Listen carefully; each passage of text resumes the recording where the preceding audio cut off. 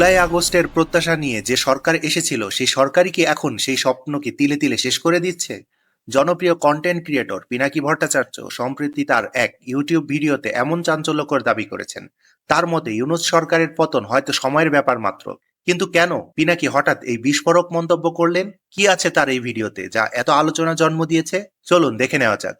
পিনাকি ভট্টাচার্য তার ভিডিওতে বর্তমান সরকারের বেশ কিছু পদক্ষেপের তীব্র সমালোচনা করেছেন। তিনি মনে করেন সরকারের বিরুদ্ধে জনতার অসন্তোষ এমন পর্যায়ে পৌঁছেছে যে আরেকটি জুলাই বিপ্লব হওয়া অস্বাভাবিক কিছু নয়। তার মতে দেশে ঘটে যাওয়া কিছু উল্লেখযোগ্য ঘটনা এবং ইউনূস সরকারের অযোগ্যতাই এই পরিস্থিতির জন্য দায়ী। তিনি তার ভিডিওতে যেসব কারণগুলো উল্লেখ করেছেন সেগুলোর মধ্যে অন্যতম হলো পিনাকি একটি ভিডিও ফুটেজ দেখিয়ে দাবি করেছেন আওয়ামী লীগের মিছিলগুলো হচ্ছে পুলিশ ও আর্মির পাহারায়। তিনি প্রশ্ন তুলেছেন কার মদতে এবং কিভাবে এসব আয়োজিত হচ্ছে, এর পেছনে কারা টাকা দিচ্ছে বা ব্যানার কোথা থেকে আসছে। তার মতে গত 53 বছর ধরে ভারত বাংলাদেশকে তাদের কলোনি বানিয়ে রেখেছিল এবং 24 জুলাইয়ে সাধারণ মানুষ সেই উপনিবেশ থেকে মুক্তি পায়। কিন্তু ইউনূস সরকার সেই ভারতকে বাড়তি সুবিধা দিচ্ছে বলে তিনি অভিযোগ তুলেন। উদাহরণ হিসেবে তিনি ডিফেন্স কলেজে ভারতীয় রাষ্ট্রদূতের অবাধ বক্তৃতা দেওয়ার সুযোগ, আদানির সাথে অন্যায় বিদ্যুৎ চুক্তি বাতিল না করে পুনরায় বিদ্যুৎ ক্রয় সিদ্ধান্ত এবং পূজায় ইলিশ রপ্তানির মতো বিষয়গুলো তুলে ধরেন। জুলাই আন্দোলনে অংশ নেওয়া কতিপয় ছাত্রনেতা এবং সরকারের ভেতর ঘাপটি মেরে থাকা দুর্নীতিবাজ আমলাদের নানা অনৈতিক কর্মকাণ্ড